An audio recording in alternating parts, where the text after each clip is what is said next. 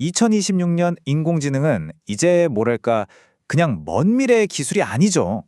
기술 발전 속도가 정말 무섭게 빨라지면서 AI는 우리 사회와 산업, 그 구조 자체를 뿌리부터 흔들고 있습니다.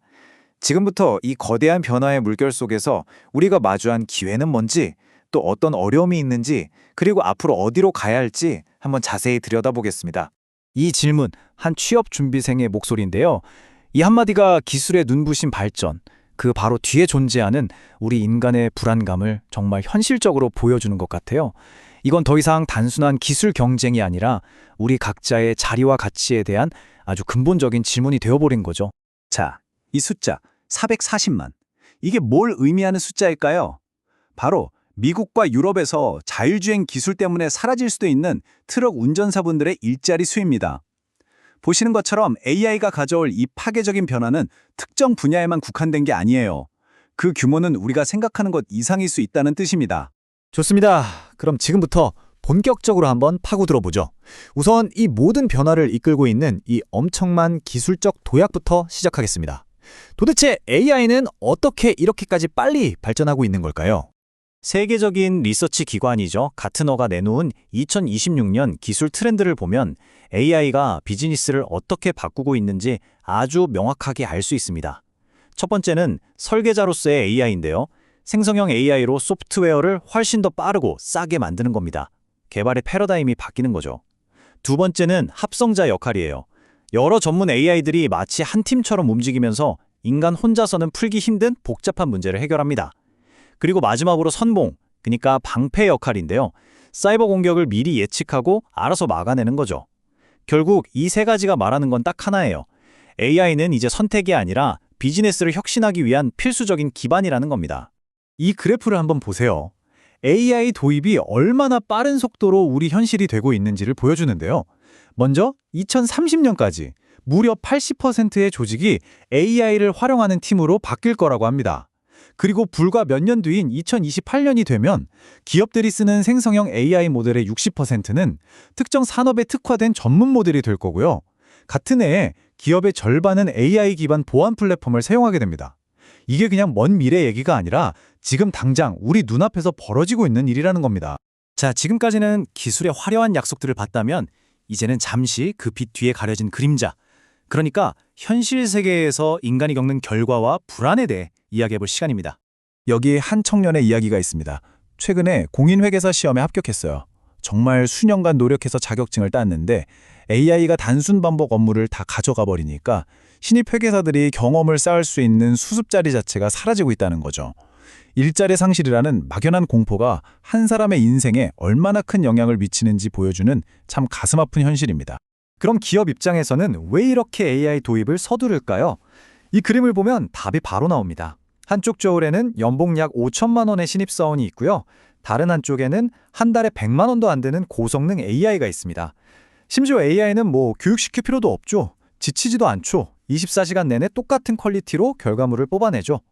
이 엄청난 효율과 비용 차이, 기업 입장에서는 거부하기 힘든 유혹일 수밖에 없는 겁니다.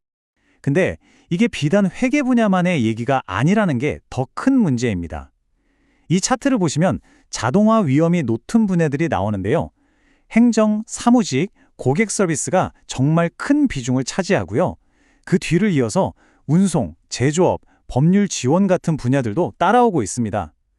이처럼 AI는 특정 분야를 넘어서 우리 사회 전반의 일자리 지도를 완전히 새로 그리고 있는 중입니다. 자, 기술 문제, 사회 문제에 이어서 또 하나의 거대한 장벽이 있습니다. 바로 법이죠. AI를 둘러싼 법적인 환경은 지금 굉장히 혼란스럽고 또 너무 빠르게 변하고 있습니다. 이 타임라인을 좀 보실까요?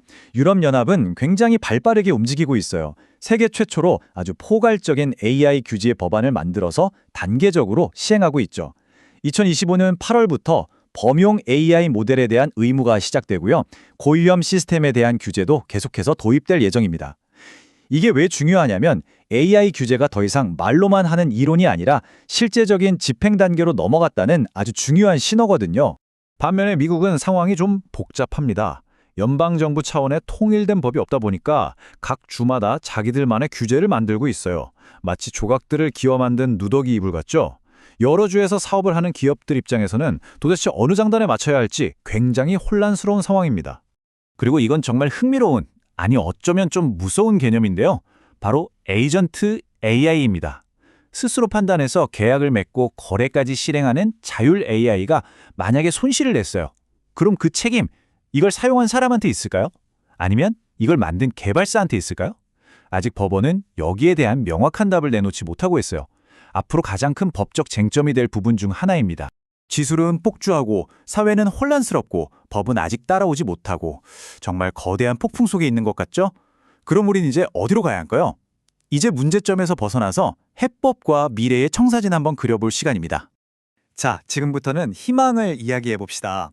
AI가 절대로 복제할 수 없는 것, 바로 우리 인간만이 가진 고유한 능력에 초점을 맞춰보겠습니다.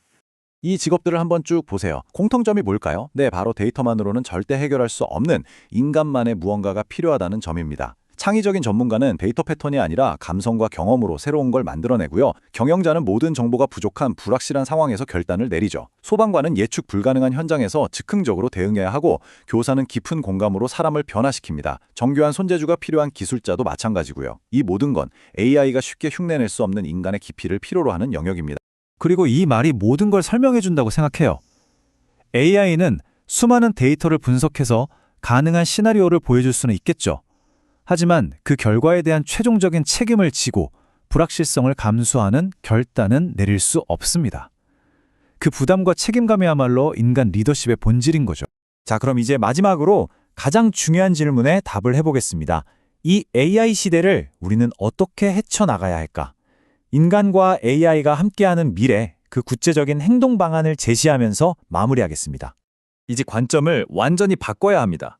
AI랑 싸워서 이기겠다는 생각은 버려야 해요. 대신에 AI를 내 옆에 앉은 최고의 부조종사, 코파일럿으로 만드는 겁니다. 우리의 목표는 대체가 아니라 협력을 통해 우리의 능력을 증강시키는 것이어야 합니다. 그렇다면 구체적으로 뭘 해야 할까요? 네 가지를 기억하세요. 첫째, 내가 지금 쓰고 있는 AI 툴이 뭔지 정확히 알아야 합니다.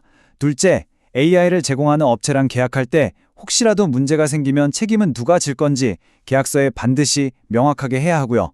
셋째, AI가 내놓은 결과물이 아무리 그럴듯해 보여도 중요한 결정은 반드시 사람이 마지막에 검증하는 절차를 만들어야 합니다.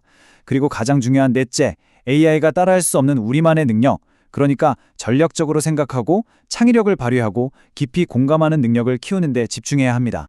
결국 AI 혁명은 우리에게 기술 그 자체보다 더 근본적인 질문을 던지고 있습니다. 우리는 과연 무엇을 자동화하고, 그리고 어떤 가치를 끝까지 인간의 영역으로 남겨두고 싶은가? AI라는 거울은 결국 우리 사회가 무엇을 가장 중요하게 생각하는지를 비추게 될 겁니다. 여러분은 그 거울 속에서 어떤 미래를 보고 싶으신가요?